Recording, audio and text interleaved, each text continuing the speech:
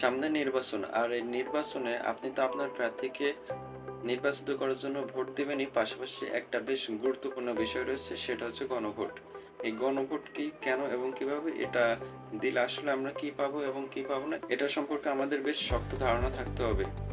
কারণ এর মাধ্যমে আমরা আগামী সুন্দর একটা বাংলাদেশ উপহার দিতে যাচ্ছি। আপনি যদি হ্যাঁ ভোট দেন তাহলে কি পাবেন? তত্ত্বাবধায়ক সরকার গঠন, নির্বাচন কমিশন এবং সরকারি কর্ম কমিশন গঠনে সরকারি এবং বেসরকারি উভয় দল একসঙ্গে কাজ করবেন। সংবিধানের গুরুত্বপূর্ণ পরিবর্তনের ক্ষেত্রে গণভোটের বিধান চালু করতে হবে। বিরোধী দল থেকে ডেপুটি স্পিকার এবং গুরুত্বপূর্ণ সংসদীয় কমিটি সমূহের সভাপতি নির্বাচিত হবেন। কেউ 10 বছরের বেশি প্রধানমন্ত্রী থাকতে পারবে না। সংসদে নারীর প্রতিনিধিত্ব বাড়বে। ক্ষমতার ভারসাম্য প্রতিষ্ঠার জন্য সংসদে একটি উচ্চকক্ষ গঠিত হবে। দেশের বিচার ব্যবস্থা স্বাধীনভাবে কাজ করবে। আপনার মৌলিক অধিকার বাড়ানো হবে। কখনো